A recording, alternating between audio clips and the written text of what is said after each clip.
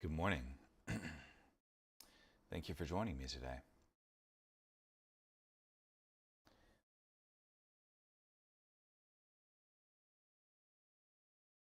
This morning we'll be in Nehemiah chapter 1, verse 1 through chapter 3, verse 14.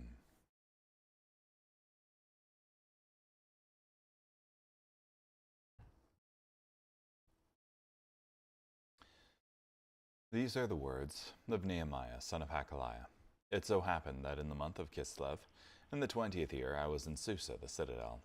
Hanani, who was one of my relatives, along with some of the men from Judah, came to me, and I asked them about the Jews who had escaped and had survived the exile, and about Jerusalem. They said to me, the remnant that remains from the exile there in the province are experiencing considerable adversity and reproach. The wall of Jerusalem lies breached, and its gates have been burned down. When I heard these things, I sat down abruptly, crying and mourning for several days. I continued fasting and praying before the God of heaven. Then I said, Please, O Lord God of heaven, great and awesome God, who keeps his loving covenant with those who love him and obey his commandments. May your ear be attentive and your eyes be open to hear the prayer of your servant that I am praying to you today throughout both day and night on behalf of your servants, the Israelites.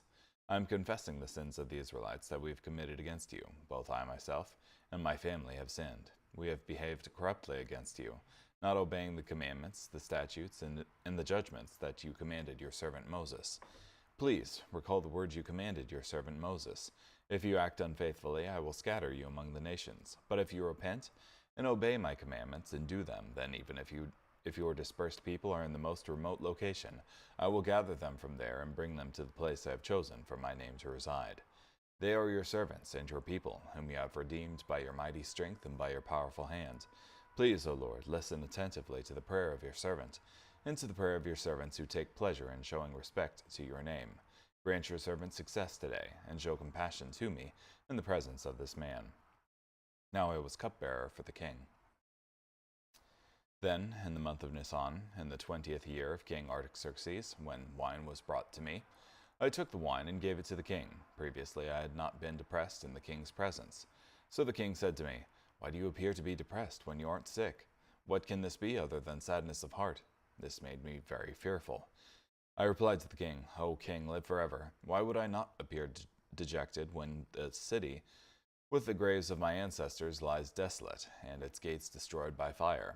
The king responded, What is it you are seeking? Then I quickly prayed to the God of heaven, and said to the king, If the king is so inclined, and if your servant has found favor in your sight, dispatch me to Judah, to the city with the graves of my ancestors, so that I can rebuild it.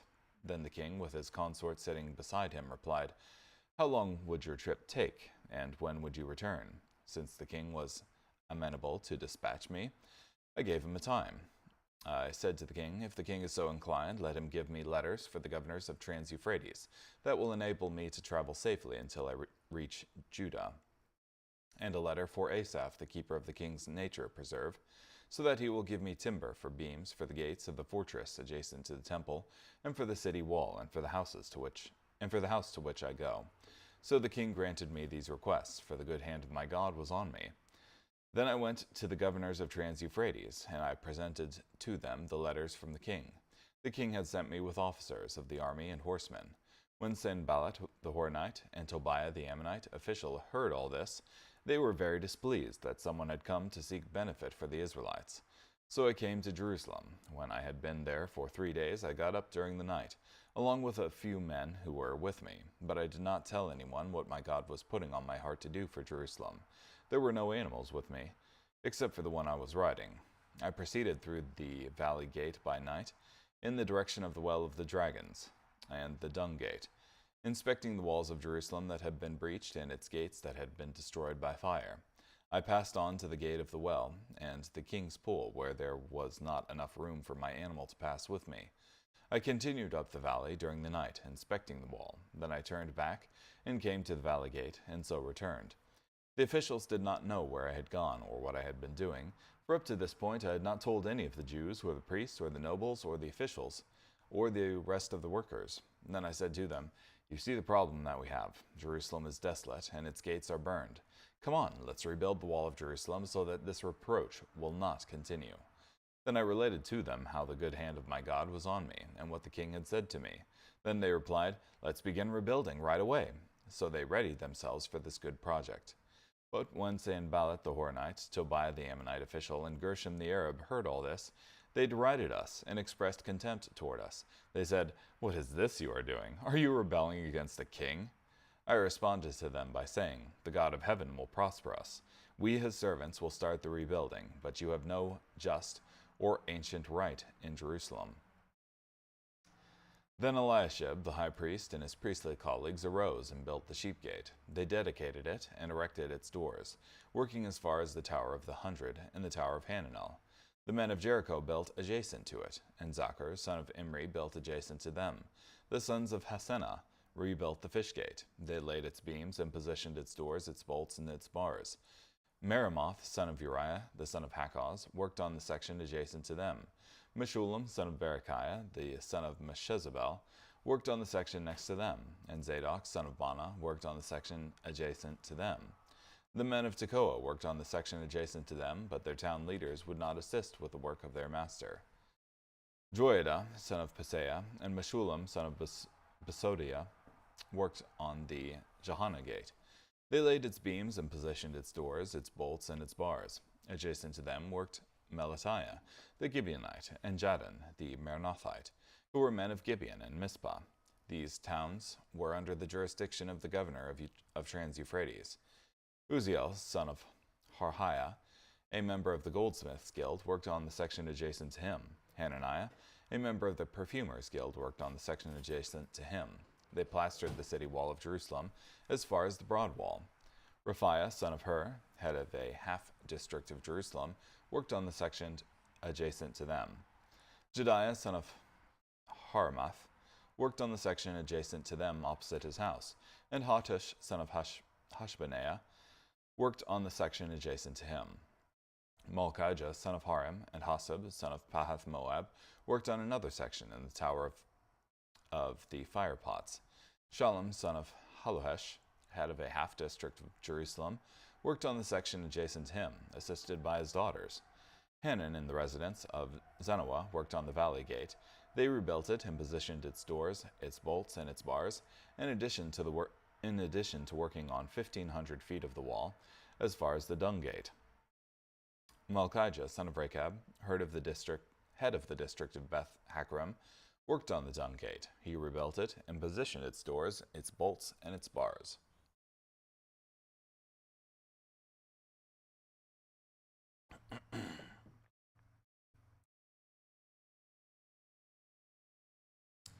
So, Ezra, Nehemiah here is a contemporary with Ezra. And I'm pretty sure he gets mentioned later in the book of Nehemiah. But he was previously serving as the cupbearer for the king in Babylon. And he inquired about the well-being of Jerusalem, and unfortunately it was in a pretty pitiful state because the walls and doors left it completely open because they were destroyed. And as such, any marauding band could come in and ransack the city without much effort. So this distressed Nehemiah. And as he was looking sad, the king spoke to him saying, "What's wrong, Nehemiah?" And you have this exchange where he eventually ends up going to Jerusalem with the king's blessing, with commands to have access to the royal gardens, I guess, to get timbers for the walls and buildings.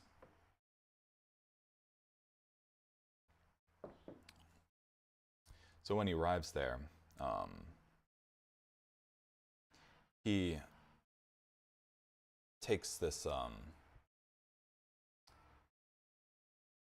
journey during the night on his third day being there, and inspects the wall and the places where it had been burned and destroyed by fire. And on surveying it, he says, come on, let's rebuild this. But you have this group of 3 people who oppose him: Sanballat the Horonite, Tobiah the Ammonite official, and Gershom the Arab, who are quite displeased that somebody is seeking the benefit of Jerusalem. But, previously when I had read all of this, I keep forgetting that I know at least, I think it's Sanballat, is actually residing in the temple itself.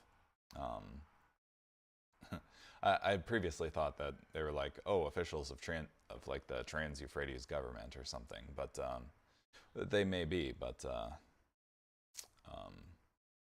I think they're actually living in the city,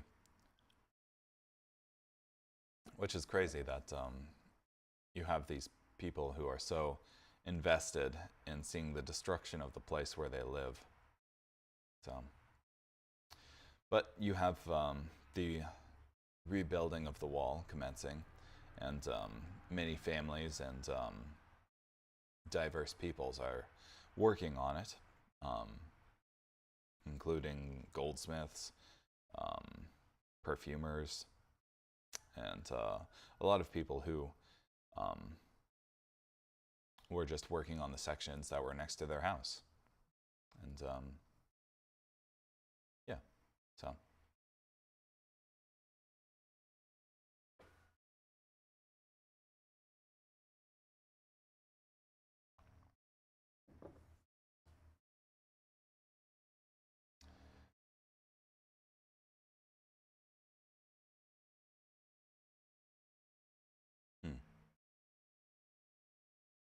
As Nehemiah gave wine to the king, care was given to note the specific day the events in Nehemiah 2 began. Why was it so important for God to tell the date these things happened? First, to show that Nehemiah prayed and waited for 4 months, with the kind of heart described previously in Nehemiah 1.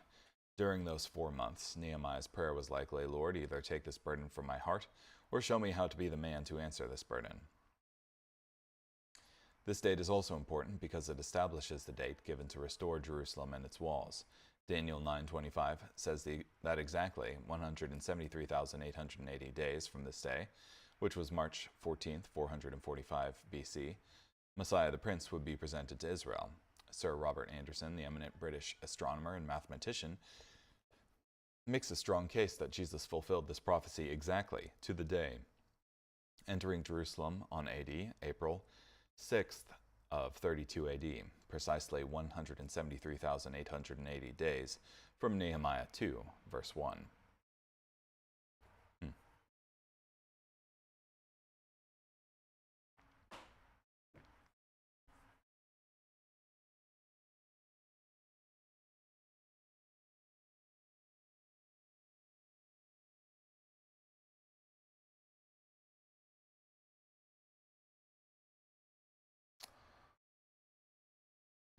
Let me see here. Nehemiah showed great wisdom as he respectfully asked for a leave of absence and to be sent by the king. He asked the king to share his concern for Jerusalem and to become a partner in getting the city and its people back where they should be. Nehemiah's vision was also revealed, that I may rebuild it. That was a huge job and a big goal. Nehemiah isn't going on a mere fact-finding expedition or to tell the leaders of Jerusalem what a bad job they were doing. He goes to get the work done, trusting in God all the way. Again, Nehemiah shows wisdom by referring to Jerusalem without specifically mentioning the city. Send me to Judah, to the city of my father's tombs. Although we can also say that Nehemiah is not being deceptive. Though Jerusalem might have historically been a rebellious city to Persia, it isn't any longer and will not be.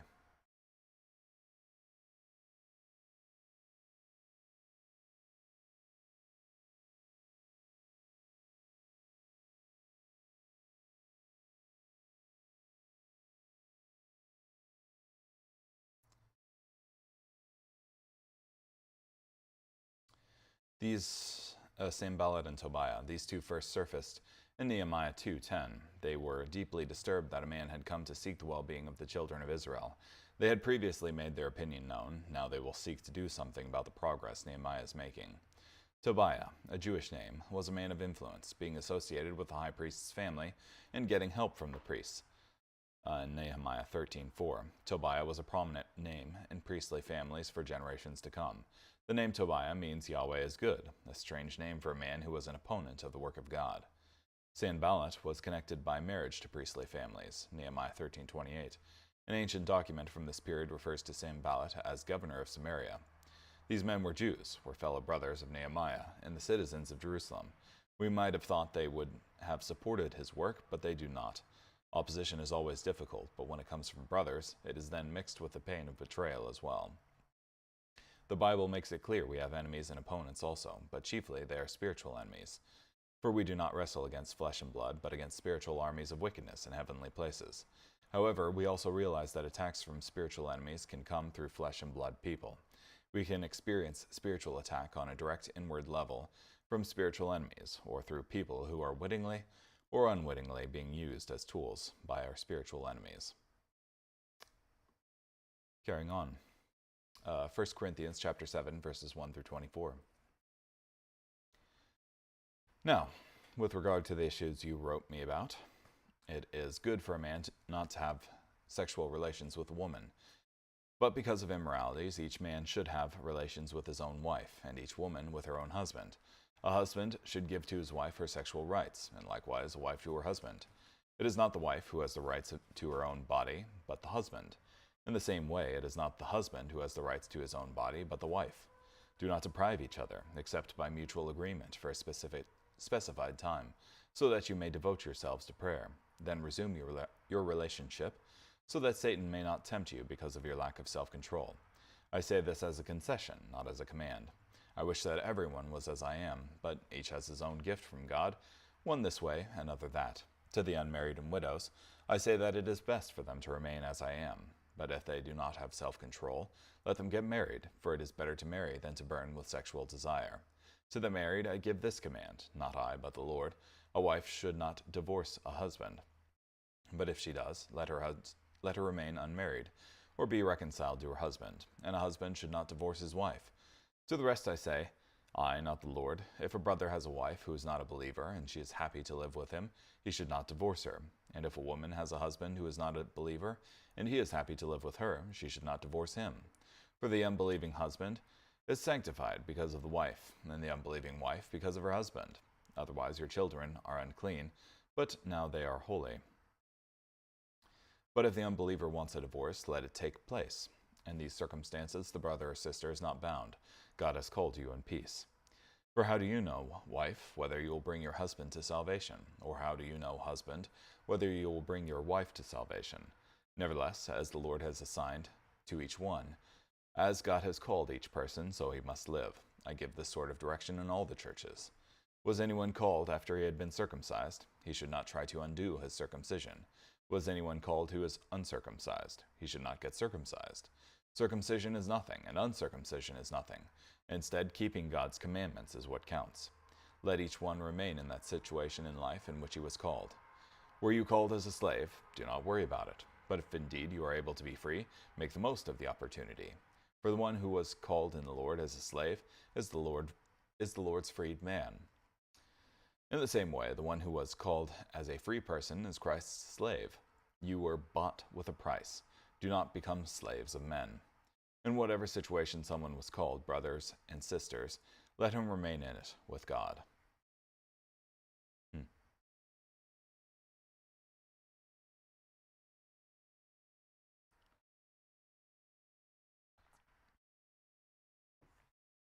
So the Corinthian church, wrote Paul saying that it is good for a man not to touch a woman. But Paul counters and says, nevertheless, because of sexual immorality, let each man have his own wife, and let each woman have her own husband. But he also expresses how it is good for those who are unmarried to remain unmarried. I think elsewhere it says because the unmarried person is seeking how he may please the Lord, whereas the married person is also then seeking how to please his wife, has divided interests, as it were. Yeah, Paul is not commanding the Corinthian Christians to get married, an issue he deals with later in the chapter, but a command to live as a married person, especially in the sexual sense. Paul means that husbands and wives should continue in sexual relations.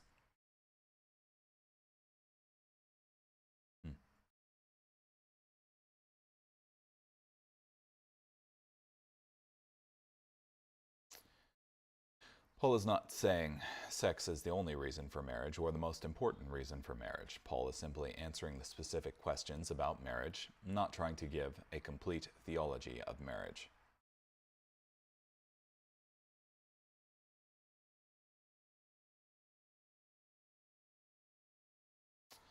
Let the husband render to his wife the affection due her. Instead of a man not to touch a woman, within marriage a husband must render to his wife the affection due her. It is wrong for him to withhold affection from his wife. It's an important phrase since Paul meant this to apply to every Christian marriage. It shows that every wife has affection due her. Paul doesn't think only the young or pretty or submissive wives are due affection. Every wife is due affection because she is a wife of a Christian man.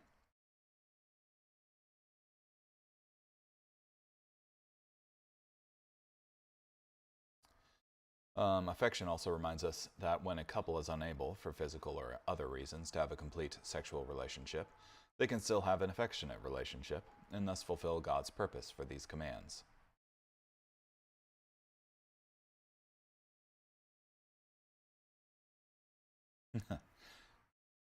Paul rejects their idea that husband and wife could be more holy by sexual abstinence. In fact, harm can come when they deprive one another, and they open the door to the tempter.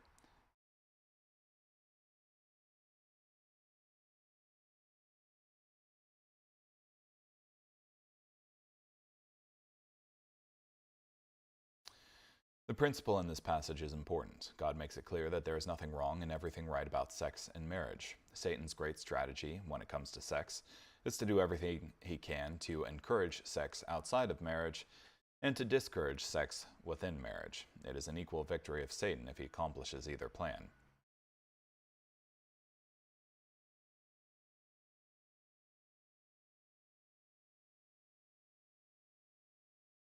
Hmm.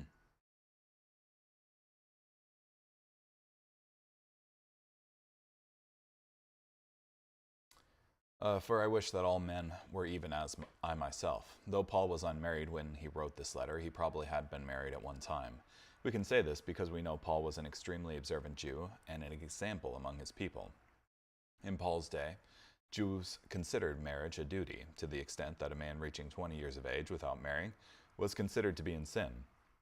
Unmarried men were often considered excluded from heaven and not real men at all.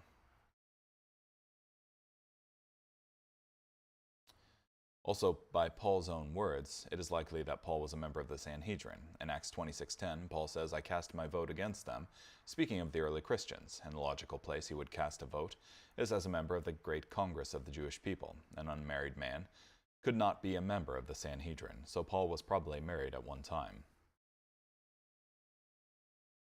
That being said, we're not sure what happened to Paul's wife because the scriptures are silent about it.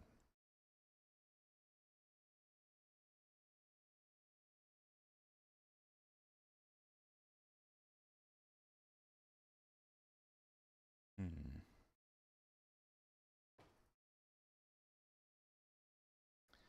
For the unbelieving husband is sanctified by the wife. Why should a Christian try to keep their marriage to a non-Christian together? Because God can be glorified in such a marriage, and he may do a work through the believing spouse to draw the unbelieving spouse to Jesus Christ.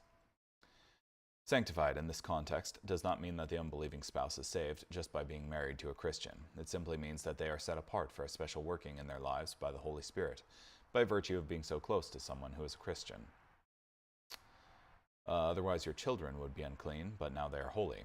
Not only does the presence of a believing spouse do good for the unbelieving spouse, it also does good for the children, and great good because it can be said, now they are holy.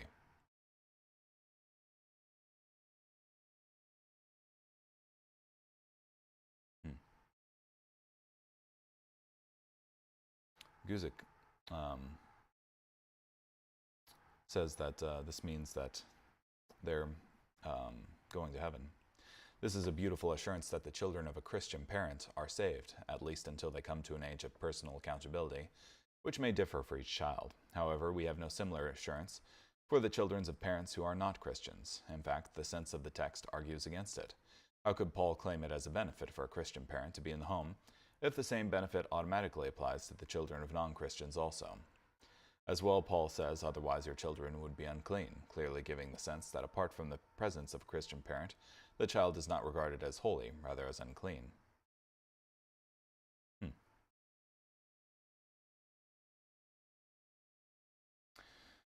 Anyhow, carrying on. Psalm chapter 31, verses 19 through 24. How great is your favor, which you store up for your loyal followers. In plain sight of everyone, you bestow it on those who take shelter in you. You hide them with you, where they are safe from the attacks of men.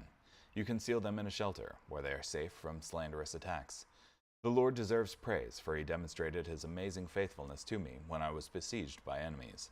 I jumped to conclusions and said, I am cut off from your presence. But you heard my plea for mercy when I cried out to you for help. Love the Lord, all you faithful followers of his. The Lord protects those who have integrity, but he pays back in full the one who acts arrogantly. Be strong and confident, all you who wait on the Lord. And finally, Proverbs chapter 21, verse 4. Haughty eyes and a proud heart, the agricultural product of the wicked is sin.